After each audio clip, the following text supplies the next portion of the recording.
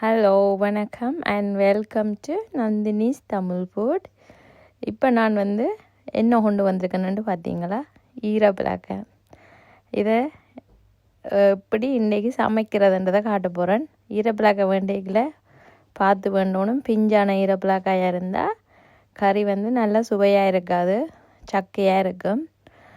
நல்ல முத்தலான ஈரப்பிளாக்காயாக இருக்கணும். இப்படி சுண்டி பார்த்திங்கன்னா தெரியும். அது ஒரு சத்தம் கொண்டு வரும். சுண்டி பார்த்திங்கன்னா நல்ல முத்தல் பிளாக்காயாக இருந்தால் நல்ல ஒரு சத்தம் கொண்டு வரும். அதான் டேஸ்டாயும் இருக்கும், நல்ல மாப்பதத்தோடு இருக்கும். ஸோ இதை எப்படி வெட்டி சமைக்கிறதுன்றதை பார்க்கலாம். வீடியோக்குள்ளே வாங்கோ. அதுக்கு முன்னுக்கு இதுக்கு என்னென்ன தேவையான பொருட்கள்ன்றதையும் பார்ப்போம்.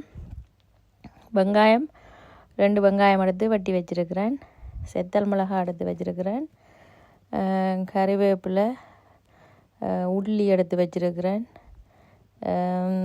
சீரகம், பெரிய சீரகம் இருக்குது, கடுகு இருக்குது, மிளகாய் தூள் இருக்குது, உப்பு, மஞ்சள், தேங்காய் பால் 2 விதமாக எடுத்து வச்சுக்கோன். ஒன்று கட்டிப்பால் எடுத்து வச்சுக்கோன், ஒன்று தண்ணிப்பால் எடுத்து வச்சுருக்கிறேன்.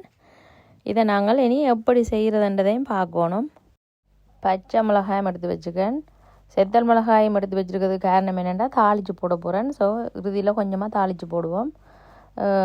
அதோட தேசிக்காய் பாதி புளி எடுத்து வச்சுருங்க. இதில் நான் காட்டையில், ஆனால் தேசிக்காய் பாதி நான் எடுத்து வச்சுருக்கிறேன். ஸோ தேசிக்காய் புளி ரொம்ப முக்கியம். இறுதியாக நாங்கள் போடணும். ஸோ தாளிச்சும் போடணும் இறுதியில். அப்போ தான் அந்த கறியோட சுவை அதிகமாக இருக்கும். இப்போ இதை எப்படி வெட்ட போகிறேன்றதை நான் பார்க்க போகிறேன். வெட்டி காட்டுறேன் வாங்க, உங்களுக்கு வீடியோக்குள்ளே வாங்க பார்ப்போம். முதல் ஈரப்பிளாக்காயை நல்ல வடிவாக கழுவி எடுத்துக்கொள்ளுங்க. என்ன மண் இருக்கும்.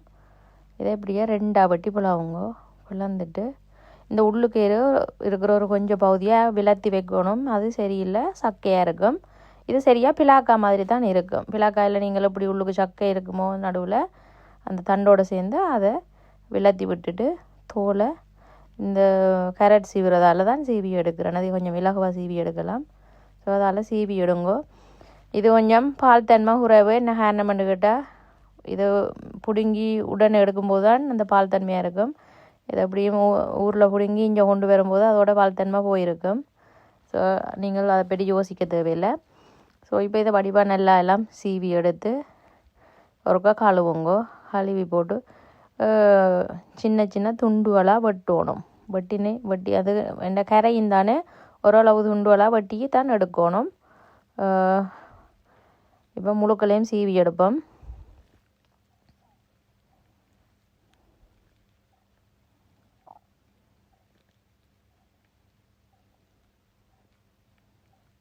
எப்படின்னா எல்லாம் முழு பிளாக்காயுமே வெட்டி எடுக்க போகிறோம். இதை நீங்கள் வைக்க இயலாது, மீதியை திருப்பி வைக்க முடியாது.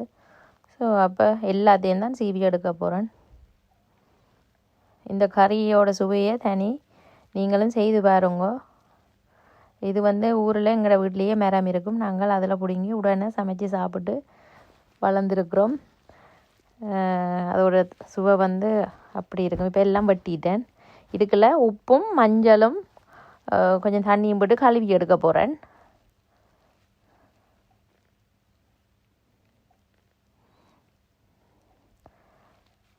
ஓகே, இப்போ இதுக்குள்ள கழுவி எடுத்த இந்த ஈரப்பிளாக்காயை மண் சட்டியில் தான் போட்டு வைக்க போகிறேன். அப்போ மண் சட்டியில் அதை போட்டுட்டு தேவையான பொருட்களை அப்படியே போடுங்க. இது வதக்கி வைக்கிறது இல்லை, அவிச்சு தான் வைக்கிறது.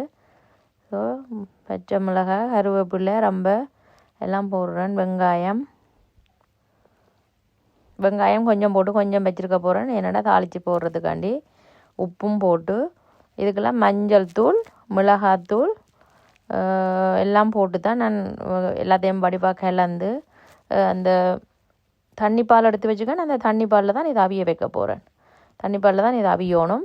அப்போ தண்ணிப்பாலை விட்டு எல்லாத்தையும் வடிவாக கலந்து போட்டு அடுப்பில் மூடி வைக்க போகிறேன். மூடி அவிய வைப்பேன்.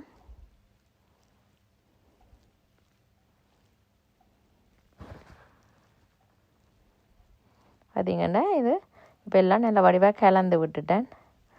தூளை கொஞ்சம் பாலில் வர்ற மாதிரி கலந்து விடுங்க. கலந்து போட்டு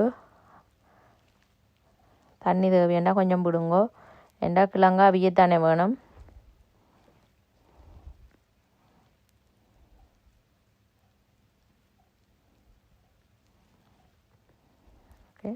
இப்போ மூடி அவிய வச்சுருக்கிறேன். இது ஒரு 10 நிமிஷம் அவியட்டுக்கும். பார்த்தீங்கன்னா இப்போ அவிஞ்சிட்டுது. அவிஞ்ச வித்தியாசம் தெரியுது பார்த்தீங்க தானே. 10 நிமிஷம் விட்டு நான் நல்லா அவிஞ்சிருக்குது. அடிப்பிடிக்க விடாமல் பார்த்துக்கொள்ளுங்க. எண்ணெய் விடையில தானே அப்போ அடிப்பிடிக்கும். அப்போ அதுக்கேற்ற மாதிரி பார்த்து கிளறி விட்டு கொள்ளுங்க. இன்னும் இது கொஞ்சம் அவிய கிடக்குது. திருப்பவும் நான் இது எல்லாத்தையும் நல்லா கிளறி விட்டுட்டு திருப்பி அவிய விட போகிறேன்.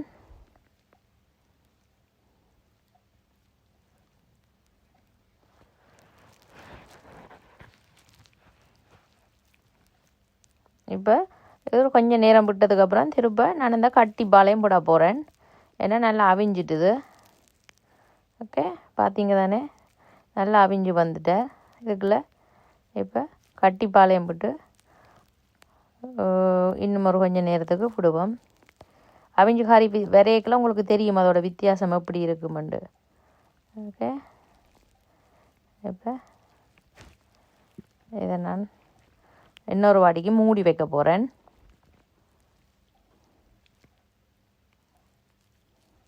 இது அவியறதுக்கு இடையில் உள்ளி பல்ல நான் குத்தி எடுக்க போகிறேன். என்னென்னு கேட்டால் உள்ளியை குத்தி தான் போடணும். அப்போ தான் அதோட சுவை அதிகமாக இருக்கும். உள்ளியை 3 பல் உள்ளி எடுத்து குத்தி போட போகிறேன்.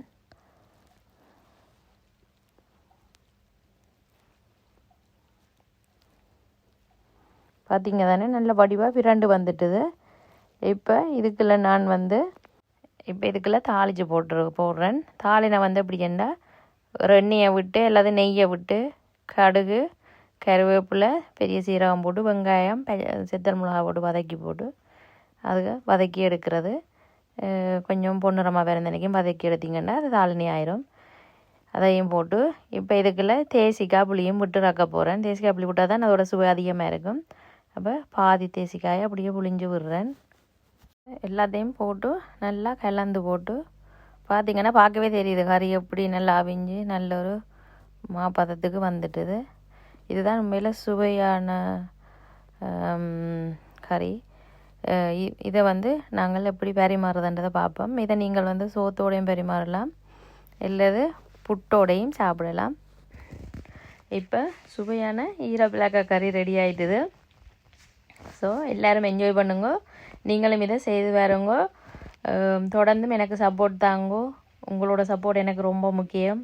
தொடர்ந்து சப்போர்ட் பண்ணிகிட்டே இருங்க. இன்னும் விதமான கறிகளோடு உங்களை சந்திக்கிறேன். எல்லாருக்கும் இந்த கறி பிடிச்சிருக்குமென்னு நம்புகிறேன். நன்றி, வணக்கம்.